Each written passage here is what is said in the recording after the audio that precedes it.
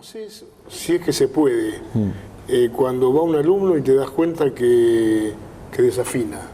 Porque ya lo tiene consigo, que es muy difícil llegar a afinar. Claro. Le tenés que decir, mirá, no insistas con esto porque no es lo tuyo, o hay alguna técnica como para sacarle ese error. Yo muy insistidor soy, ¿viste? Claro. Entonces busco todas las estrategias que pueda para que él logre afinar. Muchas veces el mismo alumno por ahí se termina cansando, porque hoy él no se siente por ahí que está avanzando. Pero lleva mucho tiempo y no a todos nos cae la ficha al mismo tiempo. Entonces intento desde tocar la melodía del instrumento y que ellos intenten imitar esas notas. Claro. Ponemos la pista original con la voz original y tratamos de seguir como si fuera el tutor, ¿no? El palito que va en el árbol, ¿viste? Que nace, bueno, más o menos eso trato de ir buscando por esos lados, ¿no? De la imitación. Es un poco un misterio eso también, porque mucha gente canta desafinando y le parece que canta bien. Eso es un problema. Está en otro mundo, ¿no? Eso es un problema. Claro. El alumno que canta desafinado, pero se da cuenta que está desafinando, es más fácil, porque del error se aprende. Vos decís, uy, estoy desafinando, ¿qué puedo hacer? Se da cuenta, claro. Y que te dice que está todo ok, y ahí estamos en problemas, ¿viste? Es más complicado. Hernán, escribiste un libro. En el año 2000, fines del 2016, saqué un libro que llamó Músicos Graves. Músico grave, claro. Tiene que ver con el contrabajo, ¿no? Con el bajo, el bajo. Con su abuelo también el contrabajo, sí.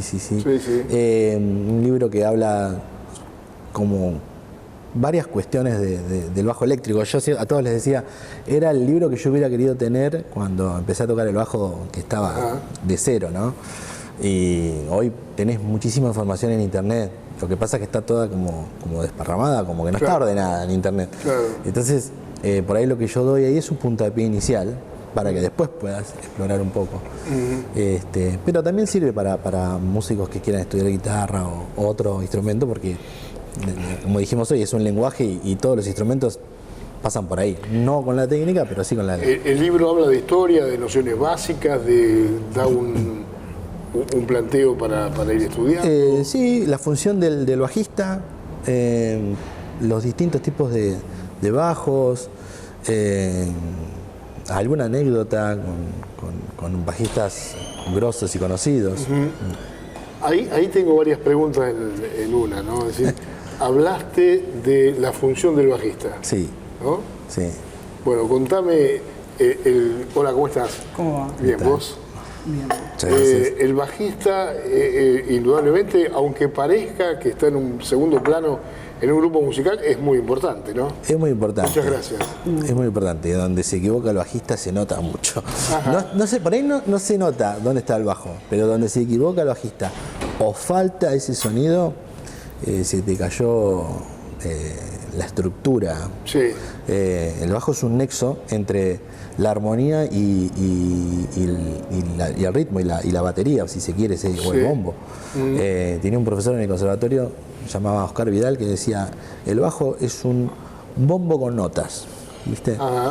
Y Lalo Romero, un bajista que fue bajista de Soledad también, él me decía que el bajista tiene que saber mucho de música, porque tenés que saber de la teoría musical como un pianista, ¿no? De notas y de escalas como un pianista, pero también necesitas saber de ritmos y de percusión como un baterista, ¿no?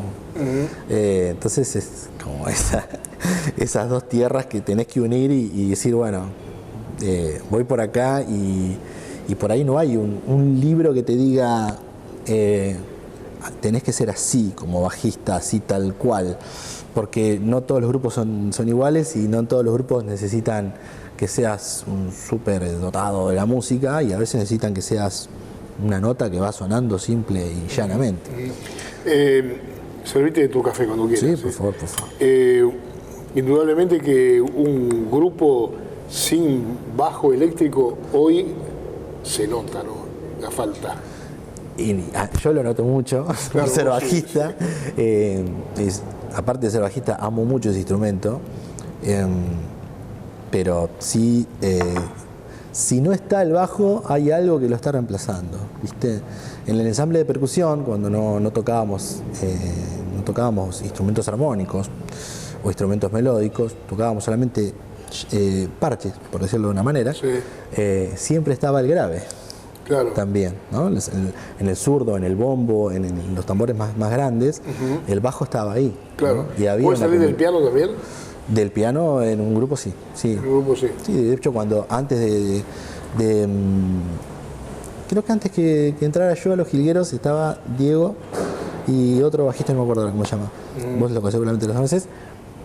Y antes de que haya un bajista, creo que era Seferino que hacía los bajos con el piano. Con el piano. Pasa que tiene un doble trabajo. Yo soy mucho mayor que vos.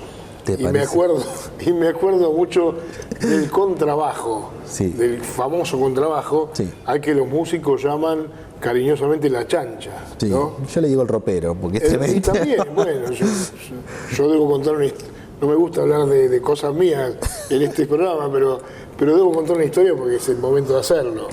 Alguna vez vino una cantante de tango muy conocida con un trío de músicos y estaba previsto llevarlos a un pueblito de aquí muy cerca en un auto. La guitarra, el bajo, la cantante y el bandoneonista. Bien. Bueno, resulta ser que el bajo era la chancha. Era el grande. Entonces hubo que conseguir otro auto para llevar solamente la chancha. Sí, por ejemplo. Sí. Ahí nace la necesidad de compactar, claro. ¿No? Por el amor de Dios, y solucionar el tema del flete. Sí, además. Claro. Después hay otras cuestiones, que es que el contrabajo no tiene trastes y el bajo sí. Y por ejemplo hay una anécdota de Jaco Pastorius, que es un gran bajista. Sí. Él se presentaba como el mejor bajista del mundo, imagínate. Y él decía que él se había comprado un contrabajo y en el lugar donde estaba era muy húmedo. Y al otro día que se levantó estaba destruido el contrabajo, porque no era de muy buena calidad, sí. Pero la humedad lo había destruido. Sí. Entonces él tenía que tocar en las bandas de jazz, pero necesitaba ese sonido. Y él fue el primer músico que inventa el fretless, que es un bajo eléctrico, pero sin los trastes. Él le saca los trastes y toca, y ahí es donde nace ese sonido tan particular, sí, del bajo, claro, sin trastes. Claro. Tocado, yo no soy músico y estoy muy lejos de serlo, pero tocado en algún lugar del mango, sí. Del instrumento, suena muy grave, es un grave hermosísimo, ¿no? Y se acerca el fretless se acerca muchísimo al contrabajo. Sí. Pero no llega a hacerlo y sí. Se acerca muchísimo al bajo con trastes, pero tampoco llega a ser, es otro instrumento más, ¿no? ¿Y se toca el contrabajo se toca con arco o se puede con los dedos? También, claro. Lo que sucede es que yo lo que he visto es muy difícil amplificarlo, ¿viste? Tiene que poner un micrófono especial y bueno, es todo un tema para los sonidistas, por ahí les complicase un poco la vida. Sí, sí. Recuerdo en grupos notables como por ejemplo los de Astor Piazzolla, usó los dos bajos, el eléctrico y últimamente, pero antes usaba mucho el contrabajo grande. Y en las orquestas típicas de tango era como el contra, ¿no? Sí. Pero ya te digo, después la practicidad del bajo, tanto para en vivo o para grabar, hoy por hoy los micrófonos que traen algunos bajos son increíblemente de super calidad, ¿viste? Y hoy tenés una gama de colores, de sonidos que vos podés elegir. Decir, bueno, yo voy a tocar este tipo de música y hoy un micrófono para bajo especial para esa música, ¿viste? Como terrible. Yo soy más por ahí. ¿Has tocado el contrabajo, el grande? Sí, pero alguna cosa no he tocado en vivo y es otra técnica, es otro instrumento. Hablabas de distintos tipos de bajos también. Ahí. Sí. Para el rock and roll, por ejemplo, está el Precision, que es un solo micrófono grande en el medio, ¿viste? Que por ahí no tiene gran definición, pero sí tiene mucha fuerza. Sí. Ton, ton, ton, es terrible. Suena hasta casi distorsionado, ¿no? Que es uno de los primeros que crea, por ejemplo, Leo Fender, que crea el Precision Bass, ¿no? Fender Precision Bass. Y le dio la marca Fender, es muy conocida, ¿no? Claro, él es Leo Fender, es el creador. Sí. Y para mí yo tengo un bajo de esos y es como un placer para mí tocar ese bajo. Después nace el jazz bass, porque los jazzeros necesitaban un sonido más dulce. Y ese es el por ahí el que a mí tengo mi preferencia, porque tiene 2 pastillas, 2 micrófonos, y entonces eso hace que sea muy versátil. Vos podés tocar rock, podés tocar jazz, podés tocar melódico, solamente manejando los volúmenes de esos micrófonos le vas cambiando el tono y la intensidad y todo lo que tiene que ver con las cualidades del sonido, y aparte que me gusta mucho esa forma que tiene. Sí.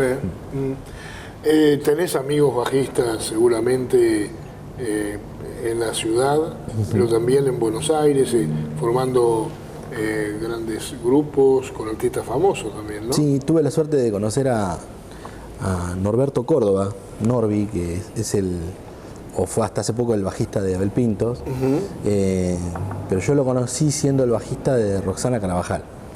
Y antes había sido 10 años el bajista del Chango Farías Gómez. Así que conocerlo a él... Toda la experiencia, ¿no? Conocerlo solamente con charlar ya era... fue un montón para mí, ¿viste? Me abrió mucho la cabeza, me explicó mucho la cuestión del músico de sesión y la verdad que siempre voy a estar agradecido porque se brindó así de la nada. Por el solo hecho de haberle dicho, yo también soy bajista y me gusta mucho lo que haces. Sí, claro. ¿Y conociste a alguno más seguramente? Bajistas así en profundidad. O guitarristas, digamos, con quien has podido conversar. Sí. Tuve la suerte de estar en varios lados y siempre fui ahí, como viste, metido y tratando de aprender, aunque sea de las anécdotas con distintos guitarristas y bajistas y todos los músicos que pudiera, ¿no? Qué sé yo, cada uno tiene su historia y de todos aprendes algo. ¿En Argentina qué nombres, por ejemplo? ¿Nombres de bajistas?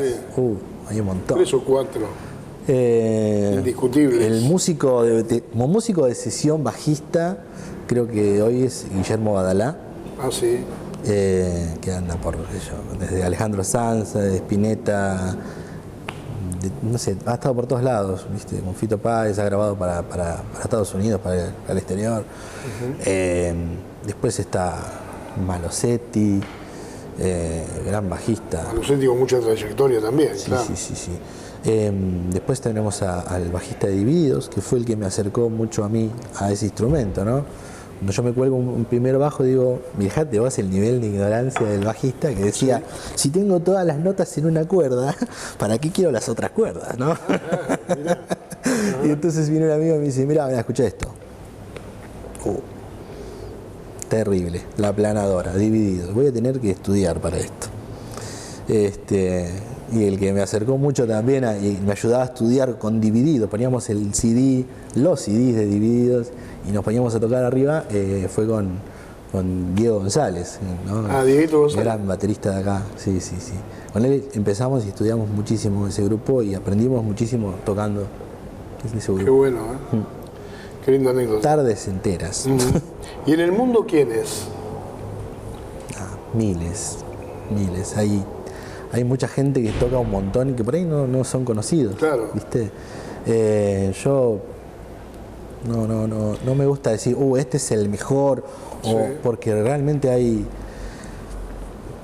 muchísimos y si se quiere en tan poco tiempo de que fue creado el bajo, ¿no? Entonces yo veo un bajista y toca bien y ya para mí me quedo a escuchar. Hoy el bajo se usa en todo tipo de música, se usa en el jazz, se usa en la música clásica, se usa en el rock, se usa en el folclore también, ¿no? Sí. Porque bueno, hace 15 años atrás andá a hacerle creer a alguien que el bajo iba a formar parte de un grupo musical folclórico, ¿no? Hasta no sé si los repudiaban, pero era un poco como que los marginaban los ortodoxos del folclore, ¿no? Sí, en el año 2011 creo que fue, lo conocía al Chango Farías Gómez, y él siempre contaba esas anécdotas de iban a Santiago del Estero y y salgan de acá, ¿viste? ¿Qué hacen con esas cosas? Batería, bajo.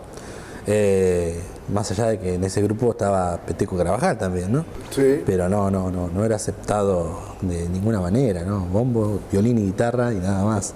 ¿Cómo le pasó a Antonio Tarragorros, el hijo, cuando iba a tocar al principio a Corrientes con otro tipo de formaciones, ¿no? Totalmente distintas a lo tradicional del chamamé, ¿no?